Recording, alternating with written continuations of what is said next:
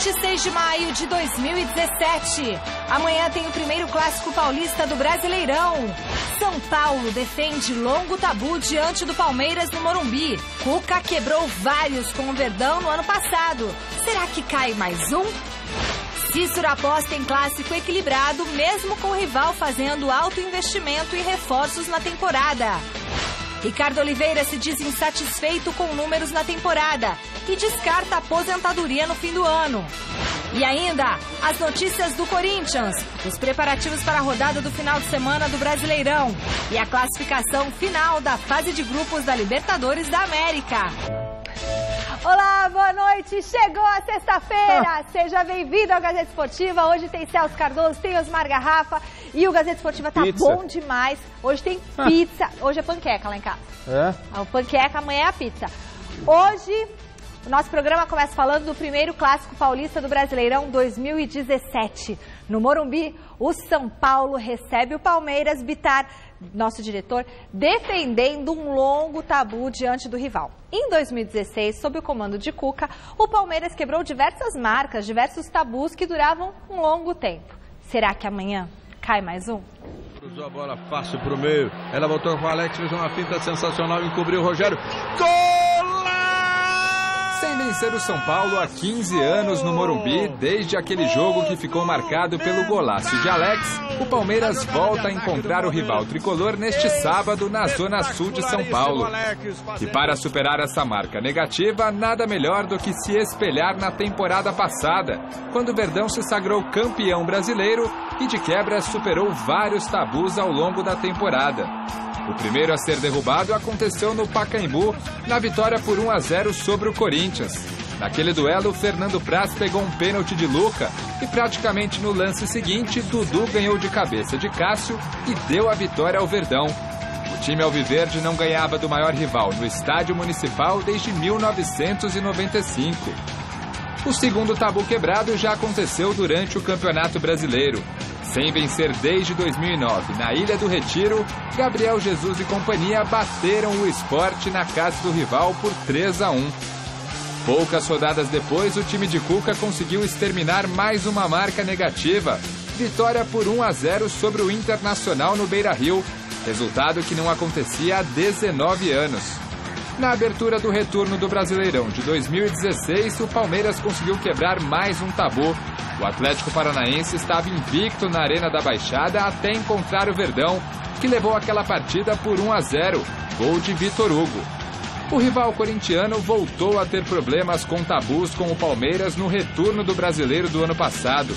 Na ocasião, sem perder em Itaquera há mais de um ano, os alvinegros nada puderam fazer para segurar Moisés e Mina, que garantiram mais um triunfo do Alviverde naquele campeonato. De tantos tabus quebrados no último Brasileiro, o Palmeiras acabou ficando com a taça da competição, encerrando assim também o próprio jejum de 22 anos sem ser campeão brasileiro. A gente, no ano passado, quando quebrou aqueles tabus, a gente não levou um peso para dentro do campo. O próprio jogo já é pesado. É clássico, é mando do São Paulo, é jogo de uma torcida só. O São Paulo com 2 dias a mais de descanso e preparo para nos pegar. E a gente tem que ser inteligente e escolher a estratégia certa para fazer um bom jogo e conseguir um bom resultado. Grande noite para você que acompanha o Gazeta Esportiva. Portanto, clássico São Paulo e Palmeiras no Morumbi.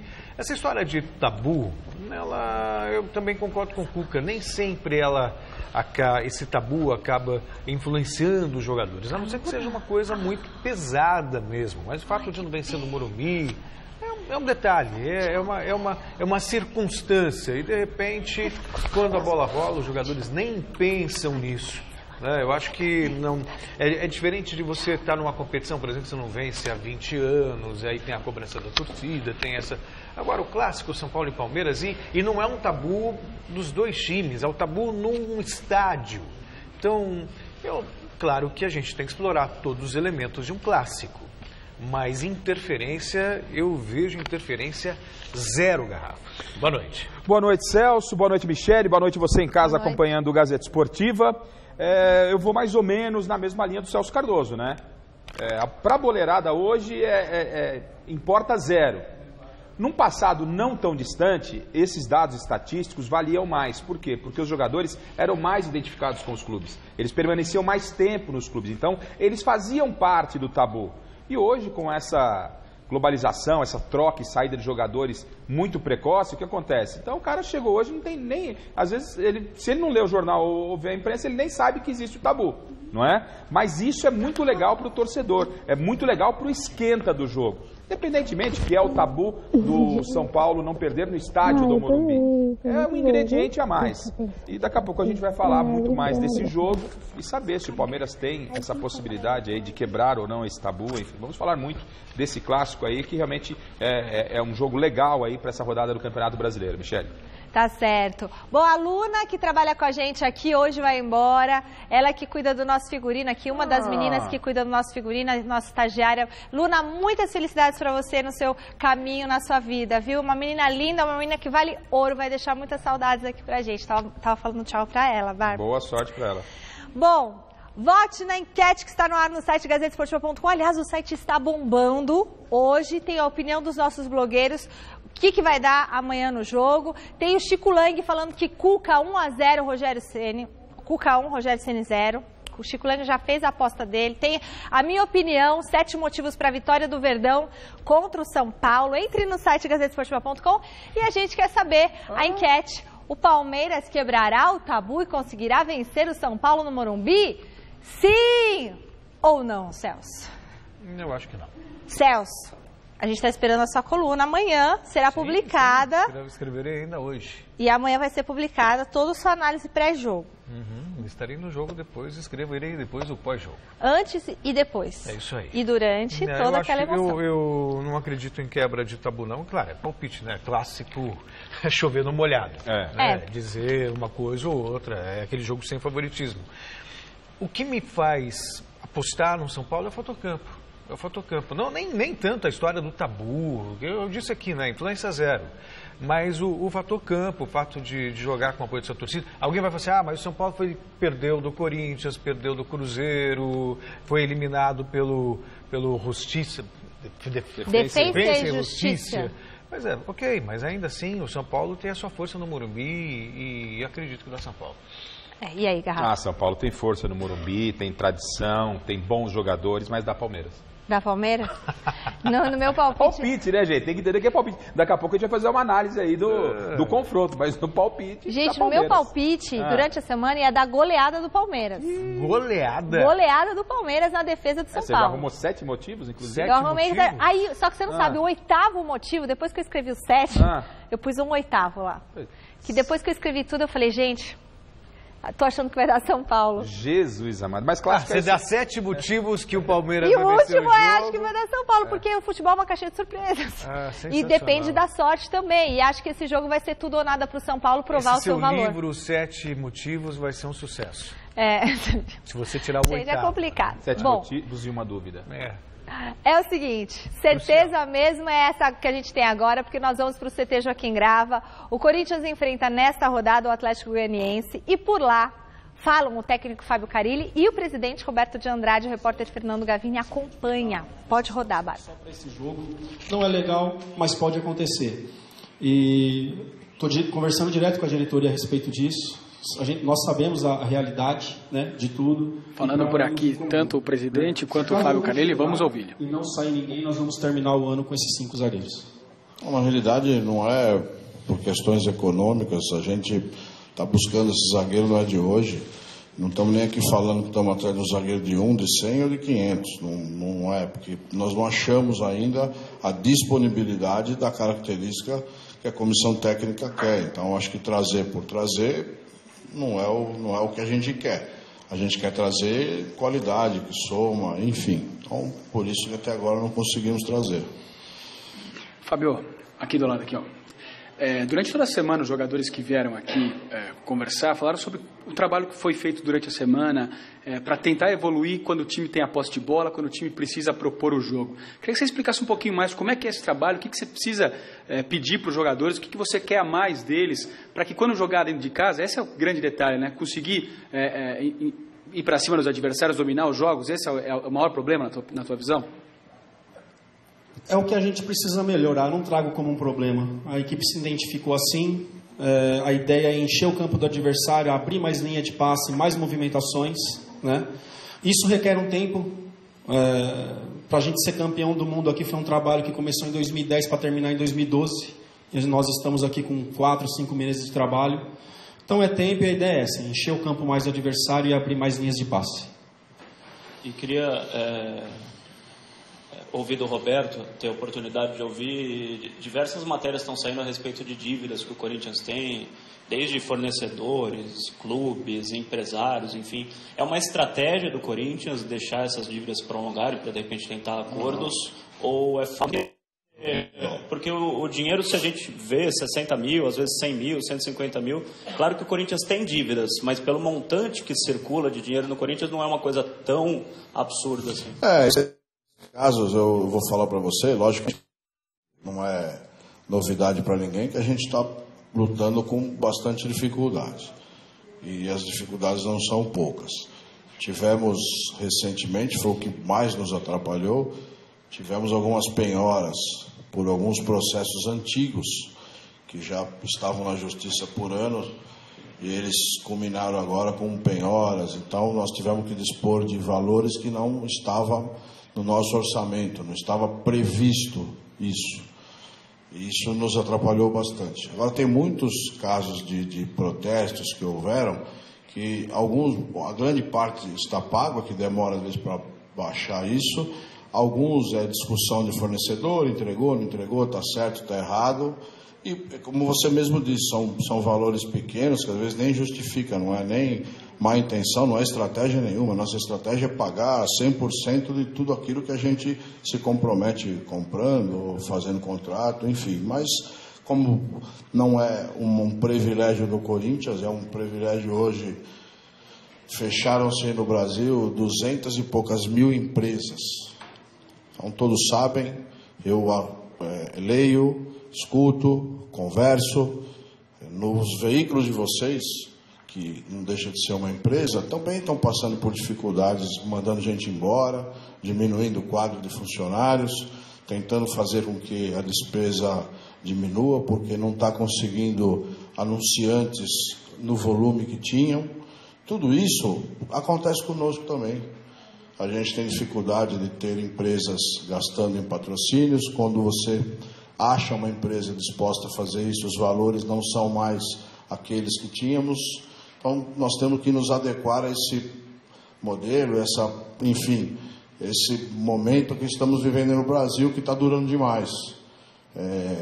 Em vez de, quando as coisas estão tomando uma posição positiva, vem notícias como essas dos últimos dias, que volta tudo para trás, para-se tudo, todo mundo fica num compasso de espera, que a gente não sabe o que estão esperando, mas, enfim, é da natureza do ser humano aguardar, todo mundo se recolhe. Então nós também estamos tendo problemas. Só que o Corinthians, às vezes um pouco diferente de uma empresa, você não consegue de imediato fazer uma redução de despesas mandando gente embora. Nosso problema não está nas pessoas que trabalham no escritório, não é isso, não resolveria.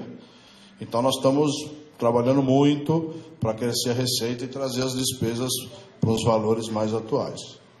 Muito bem, está aí a palavra do presidente do Corinthians, Roberto de Andrade, e também do técnico Fábio Carille. O presidente veio à sala de imprensa para falar sobre possíveis contratações, reforço, sobre a situação financeira do clube, falou da possibilidade de contratar um zagueiro, e o Fábio Carille explicando, falando sobre o jogo contra o Atlético Goianiense na próxima rodada do Campeonato Brasileiro no domingo, e disse que o Pablo, zagueiro, ainda é dúvida, apesar de ter treinado hoje, voltou a sentir dores, não sabe ainda se vai para o jogo.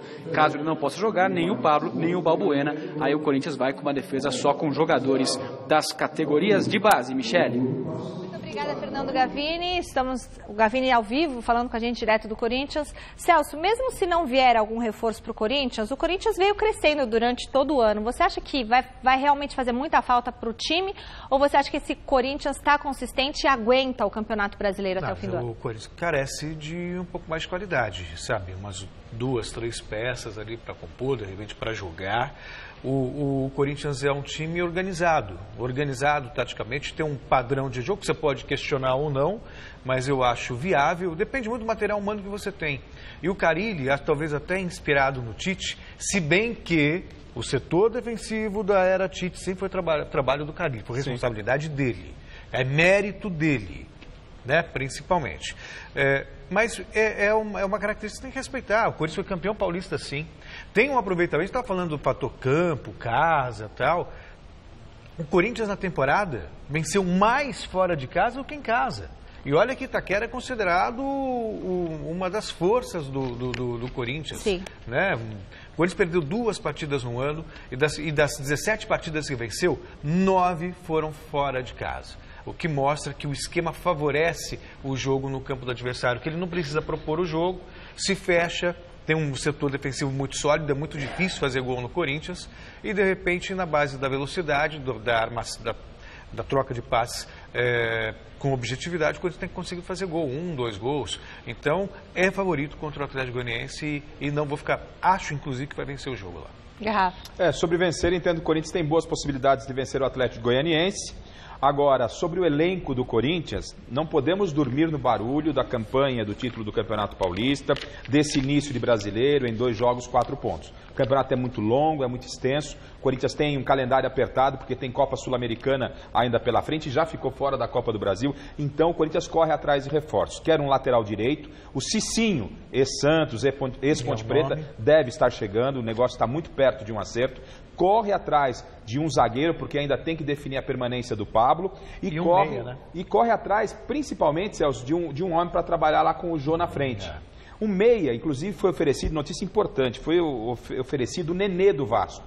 36 anos. O Corinthians já teve interesse no Nenê, mas nesse momento o negócio parece que não vai evoluir. O Nenê não está sendo aproveitado no Vasco da Gama. O Vasco aceitava 2 jogadores do Corinthians, pagando os salários desses 2 jogadores, Giovanni Augusto e o Felipe Bastos. E o Carille parece que colocou de uma forma negativa, que não quer liberar o Giovanni Augusto, que está se recuperando de uma lesão. Ele acredita que ainda pode recuperar no aspecto técnico o Giovanni Augusto e conta muito com o Felipe Bastos. Então o Corinthians recusa essa proposta do Vasco. Muita gente entendia, o Nenê vai vir, porque ele entende que o Corinthians já tem ali no meio o Rodriguinho, tem o Jadson, o Corinthians tem outras carências, né? Então por isso o negócio não evoluiu, dificilmente vai sair, Michele. Tá certo. Não, eu acho que vale a paciência com o Giovanni Augusto, é bom jogador. É bom jogador.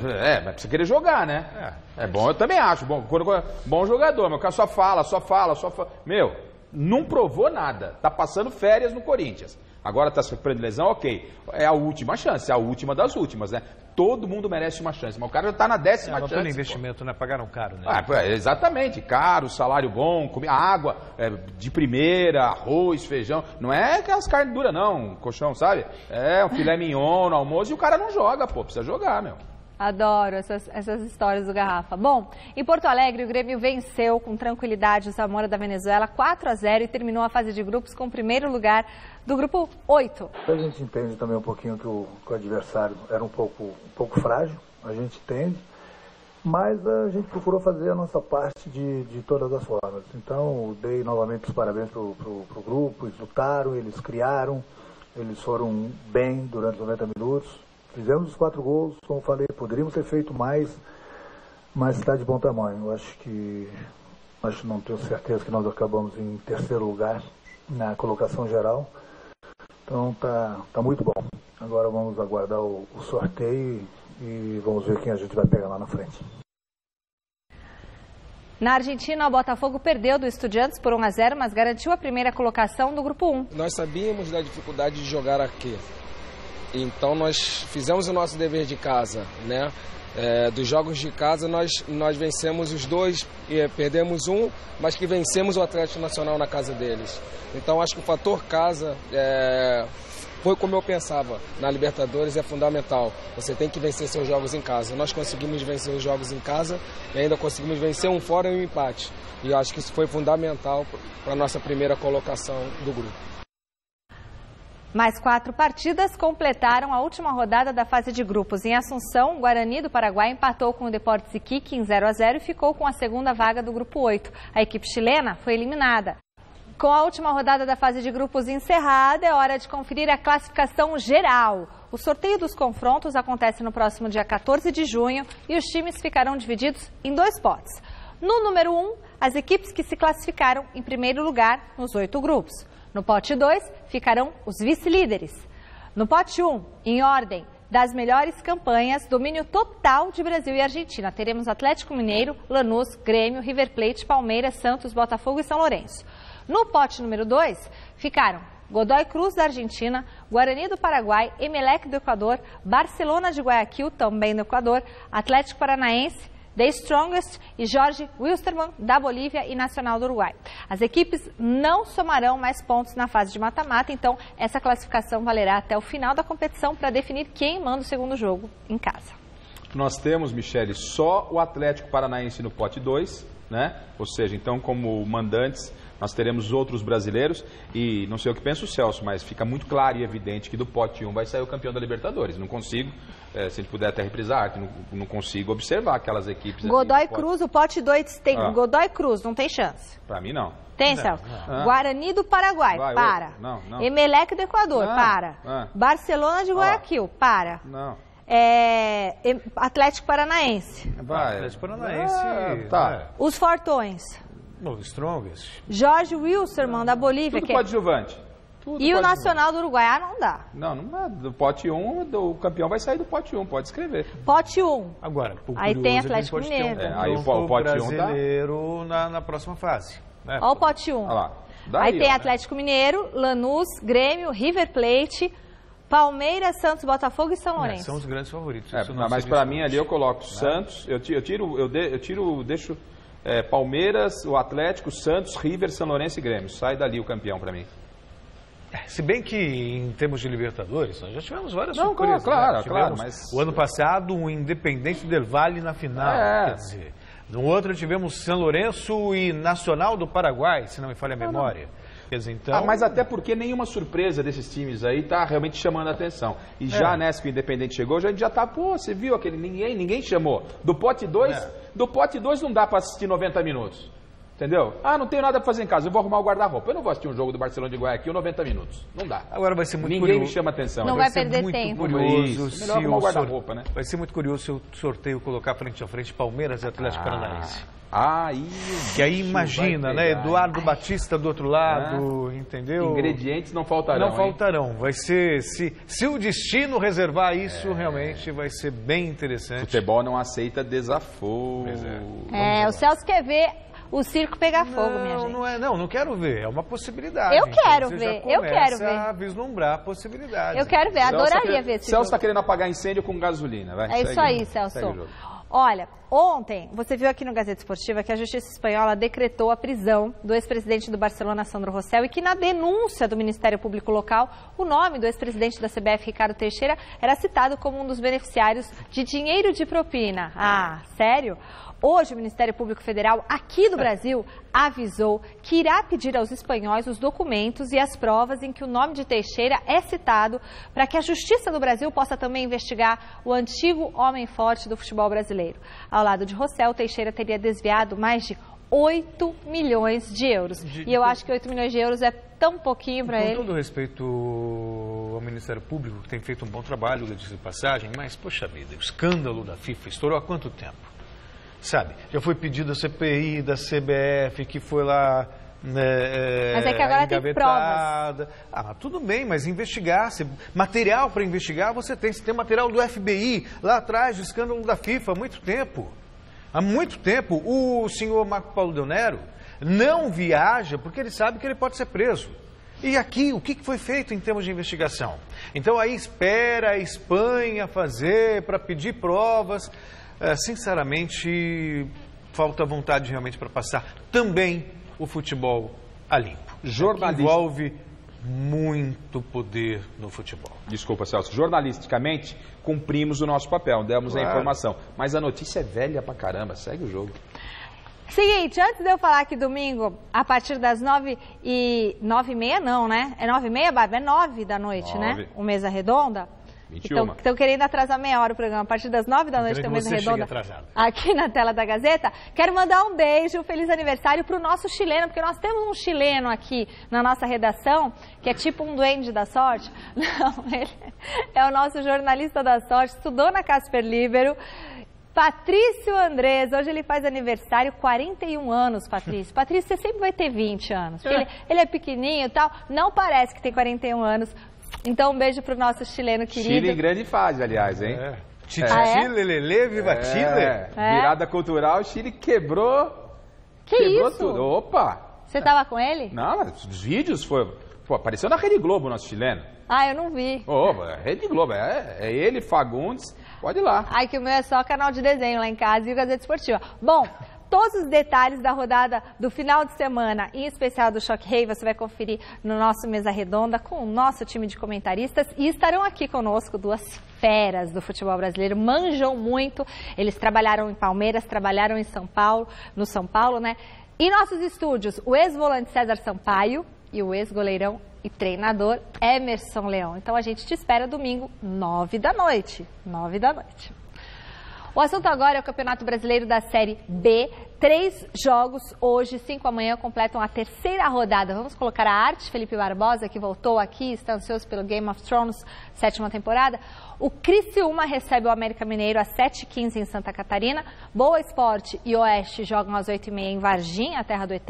O Goiás enfrenta o Brasil de Pelotas às 9h30 no Serra Dourada. Amanhã, 4h30 tem ABC e Vila Nova em Natal, Náutico e Ceará na Arena Pernambuco, Londrina do Garrafa e Luverdense em Londrina e Paysandu e Internacional em Belém do Pará. Juventude e Paraná fecham a rodada às 7 da noite jogando em Caxias do Sul. Bom? Ficou legal a arte. Hora de conferir a rodada desse final de semana no Brasileirão. 3 partidas acontecem amanhã. Põe a arte, Boquinha! Em São Januário, 4 da tarde, tem o duelo entre Vasco e Fluminense.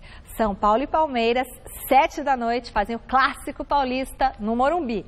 O Vitória recebe o Coritiba às 9 horas na Arena Fonte Nova. Aí domingo, às 11 da manhã, horário que o Alberto Helena Júnior gosta muito, o Atlético Mineiro enfrenta a Ponte Preta em Belo Horizonte. 4 da tarde tem Santos e Cruzeiro na Vila, Atlético Paranaense e Flamengo na Arena da Baixada e Atlético Goianiense e Coringão no Serra Dourada e vai dar Corinthians. Sport e Grêmio jogam às 6 horas na Ilha do Retiro, 7 da noite no Engenhão, o Botafogo recebe o Bahia, Chapecoense e Avaí fecham a rodada, segunda-feira, 8 horas em Chapecó e vai dar Chapecoense. Tem clássico no Rio de Janeiro, em São Januário o Vasco recebe o Fluminense defendendo um tabu enorme. São 44 anos sem perder para o rival tricolor na Casa Vascaína. 44 anos. Os treinadores falaram sobre o confronto. Nada de Maracanã ou de Engenhão. Volta Redonda? Nem pensar. O clássico carioca deste final de semana entre Vasco e Fluminense será mesmo em São Januário. E até os rivais apoiam o local da partida. O Vasco tem um estádio, tem que aproveitar o fator campo, legítimo. Jogar com uma torcida maior, jogar em casa, jogar onde treina, é um fator importante num jogo de futebol. Mas não vejo nada assim de anormal, não. Queria eu também ter minha casa e meus jogos, eu de mandante ser na minha casa, né? Na última rodada do Brasileirão, os dois times triunfaram pelo placar de 2-1. Enquanto o Gigante da Colina venceu em casa o Bahia, o tricolor carioca obteve um grande resultado diante do Atlético Mineiro no estádio Independência. Não tem surpresa nenhuma. A nossa equipe ela fez um bom jogo em casa, nós estamos jogando em casa novamente, a estratégia é a mesma, perante um time que também muito bem tem jogado, ganhou fora de casa, provavelmente a estratégia dele será a mesma. Similton Mendes já confirmou o Vasco para o duelo de amanhã às 4 da tarde, o mesmo não acontece com Abel Braga e o Fluminense. A dúvida no tricolor é quanto ao substituto de Sornosa contundido. Douglas é a principal aposta para ganhar a vaga entre os titulares. Tudo bem, não vence há 44 anos, foi em 73 a última vitória do Fluminense. Mas de lá para cá, gente, nesses 44 anos foram só 10 jogos. Como assim? Só 10 jogos em São Januário. 6 vitórias do Vasco e 4 empates. Por que só então, 10? Também, porque eles jogam mais no Maracanã. Clássico é Maracanã. Em São Januário é muito mais difícil. Então, tudo bem, menos em relação ao tempo, né? Mas é verdade, né? Considerando, sim, mas é a história do copo, meio vazio ou meio cheio. Então, não se iludam. Hora do Clássico Paulista aqui no Gazeta Esportiva. Vamos lá para a Academia de Futebol do Palmeiras, onde agora à tarde o Verdão fez o último treino antes do Choque Rei deste sábado. O repórter Jonas Campos está lá, Bitar? Põe ele na tela e ele acompanhou os trabalhos do Verdão, acompanhou a coletiva do treinador Cuca. Jonas, o treino foi fechado, foi aberto? Como que está o clima aí no Palmeiras? Boa noite.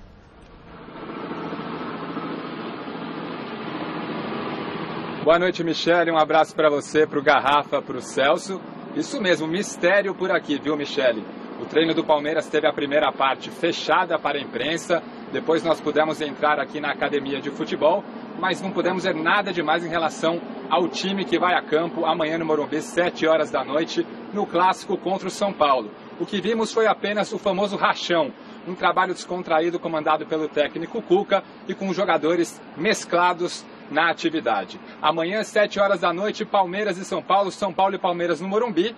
E o Cuca falou aqui na entrevista coletiva justamente sobre o jejum palmeirense no estádio contra o rival. Já são 15 anos e olha só o que o Cuca disse a respeito desse tabu. Eu não mexo muito com isso de tabu, porque na verdade você está aqui há 1 ano, né? Os jogadores aqui também há 1 ano, 2 no máximo, então eles têm um tabu de 1 ano, 2, lógico que se tem todo esse tempo que não ganha, ele tem que ser dividido com todos que já estiveram aqui em outras ocasiões, né? Mas você não tem que pegar isso aí como peso para você, pelo contrário, né? Porque ano passado a gente, com naturalidade, quebrou muitos tabus em outras circunstâncias locais que não ganhava também, mas sem pressão nenhuma. Importante é a gente pensar no campeonato, na sequência do campeonato, em fazer um bom jogo, em conseguir um bom resultado, do que levar para o lado pessoal de tabu ou coisa assim.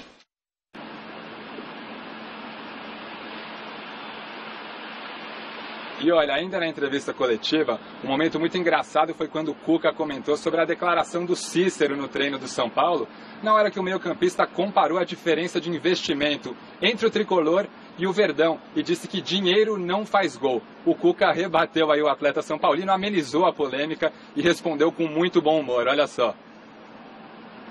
Ele disse isso porque vocês perguntaram. Mas aí eu tô perguntando para você, Ele não falou nada, ele só respondeu a uma pergunta que vocês fazem, né? E se eu fosse repórter, eu ia fazer também. Né? Os caras gastaram um monte lá, Cícero, hein? Vocês aqui não gastaram nada, lá gastaram um monte, né? Lógico, mas dinheiro não ganha jogo. E ele tem toda a razão. Se eu estivesse no lugar dele, falaria a mesma coisa.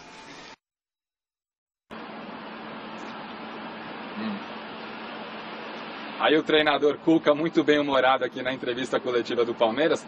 Cuca que já trabalhou com o Rogério Ceni, o goleiro Rogério Ceni, né? Já enfrentou o goleiro Rogério Ceni e agora pela primeira vez vai enfrentar o técnico Rogério Ceni. Duelo de 2 treinadores pela primeira vez, ele encarando o Rogério, com o Rogério estando no banco de reservas, e ele comentou também sobre essa rivalidade agora no banco de reservas com o Rogério Ceni, técnico do São Paulo. E como treinador eu já falei, repito, eu torço para que ele vá bem, eu tenho certeza que ele vai ser um grande treinador. O começo ele é difícil para todos, não é só para ele, foi para mim e para todos que começaram um dia, né? E isso aí é natural, mas ele vai tirar de letra isso aí, vai amadurecer dentro da profissão como amadureceu, como era quando jogador, e isso aí é uma coisa natural da vida, né? A reciclagem existe, vai saindo aquele mais velho e vindo os mais jovens.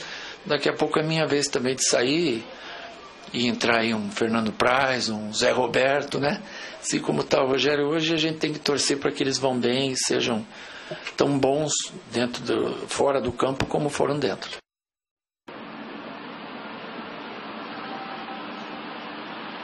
Aí o técnico Puca, que na atividade de hoje poupou 3 atletas, o Zé Roberto, o Edu Dracena e o Mina, e disse que a escalação palmeirense será definida apenas amanhã. Ele ainda está avaliando a condição física de uns jogadores que participaram da vitória sobre o Atlético Tucumã no meio de semana e deve definir o time apenas neste sábado. Pelo que deu para sentir, a base utilizada na Libertadores deve ser mantida. Felipe Melo naturalmente entra no meio-campo na vaga do Thiago Santos e lá na frente nada definido ainda.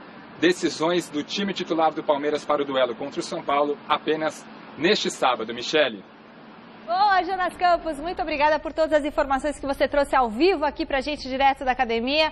Celso Cardoso, Osmar Garrafa. Vamos falar do São Paulo? Aí já vamos fala do Então vamos pro São Paulo, depois vocês comentam tudo. Mas en passant, aproveitar, porque a rivalidade, o clássico amanhã é Palmeiras e São Paulo, né? Mas envolve as outras torcidas. O Pascoal aqui, o nosso... Todo mundo já sabe que é o nosso corintiano que fica aqui dando toda essa retaguarda com a rapaziada. Olha o que ele falou assim, não tem jeito dos dois perderem? Mas que coisa, hein? Pascoal, não tem, né? Não dá, mas Pascoal. No São Paulo, Pascoal, o técnico Rogério Ceni fechou o treino, mais uma vez para a imprensa, normal, né? Então, veja agora as informações do Tricolor com Adriano Dolfi.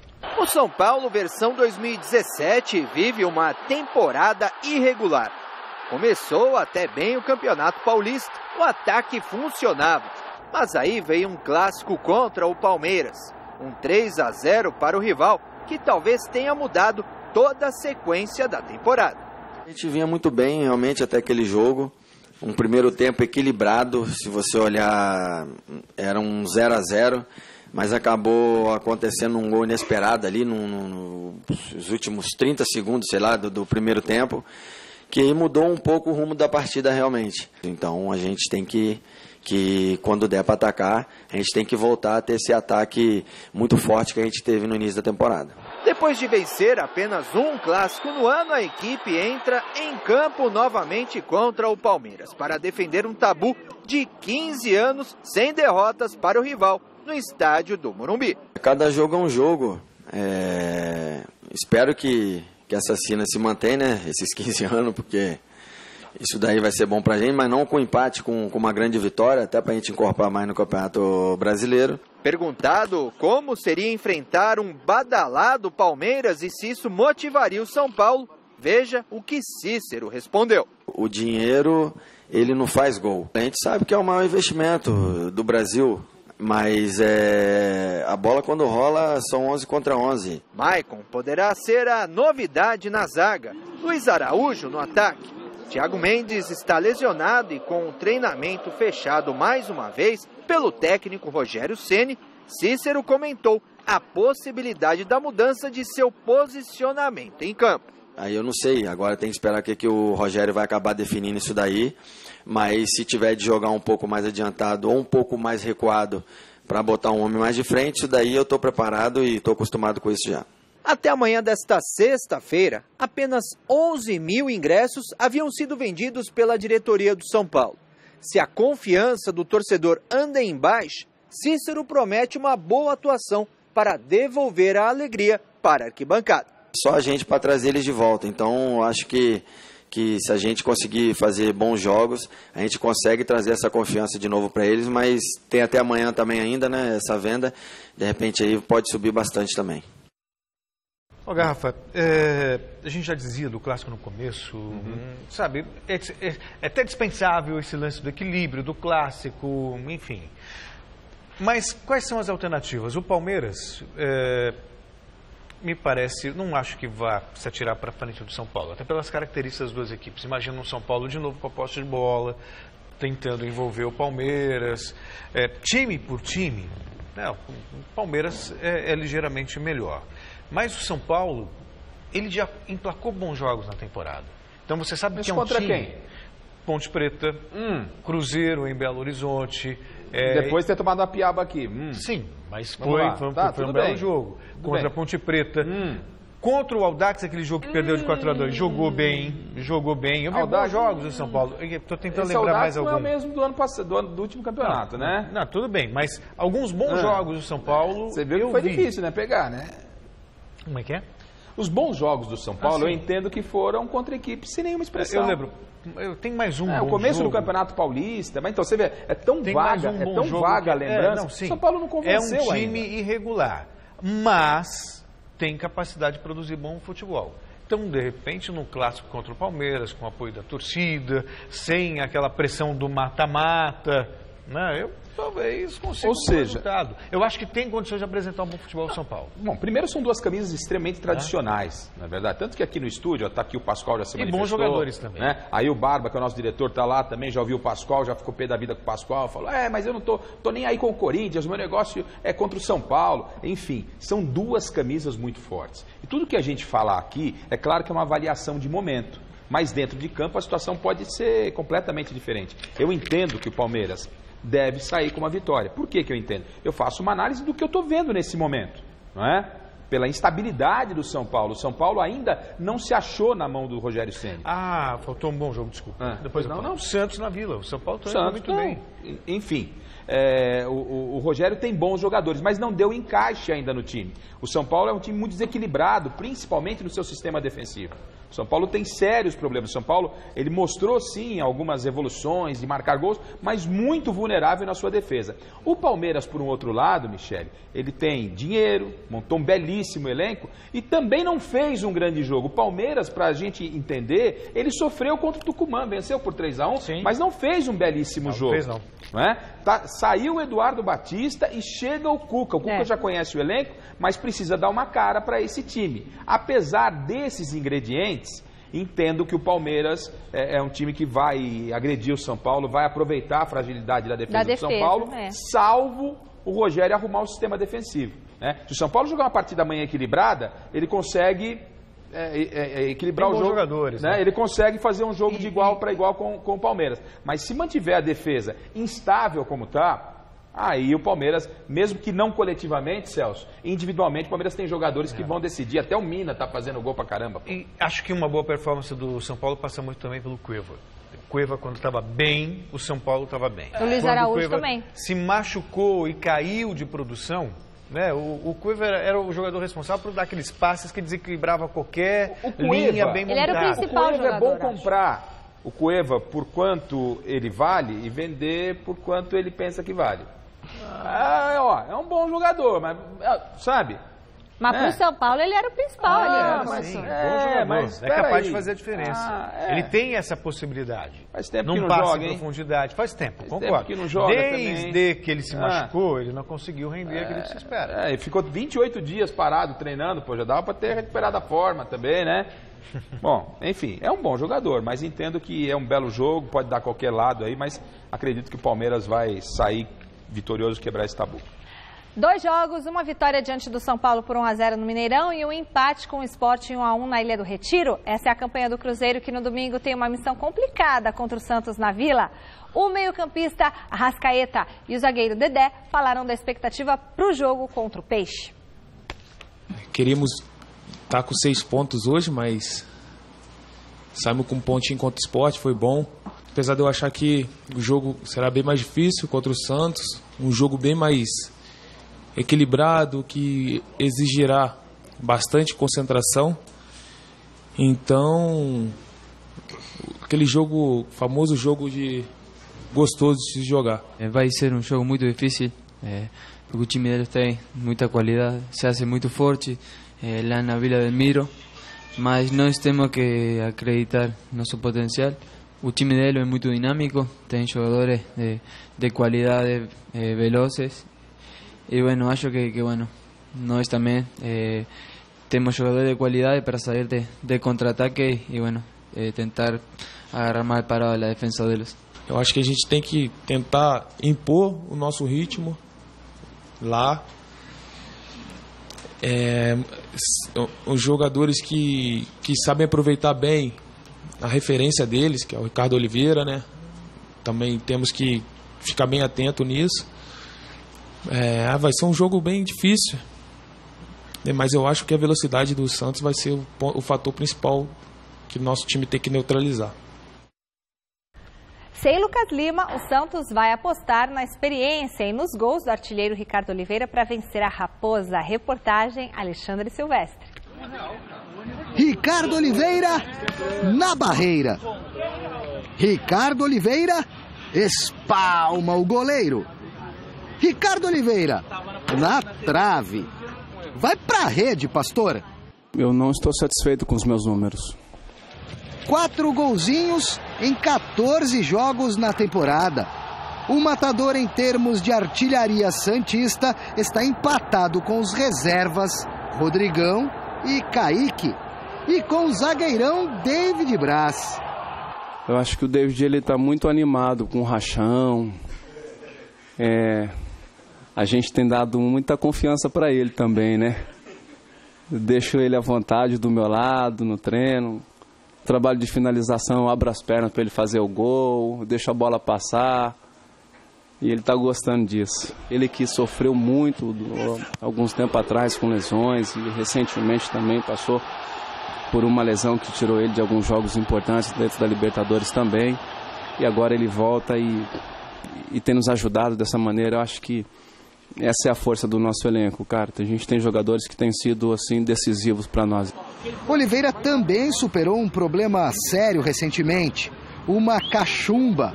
Mas agora está inteiraço. Me sinto forte, me sinto bem, me sinto rápido. Eu sou o número 9, eu sei o que eu posso produzir para o time. Mas eu sou crítico muito comigo.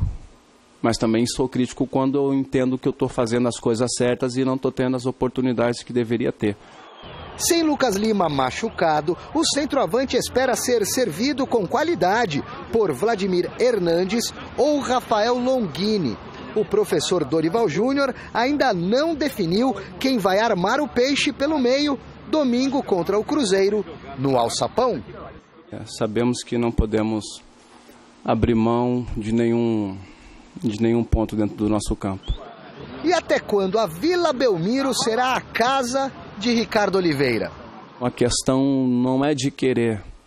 A questão é que se de fato eu vou continuar sendo produtivo aqui dentro e ajudando com o meu melhor desempenho.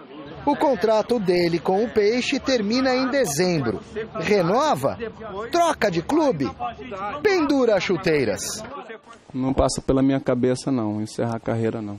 Ainda tem muitos gols para fazer, tem muitos quilômetros para correr, tem muitas alegrias para dar.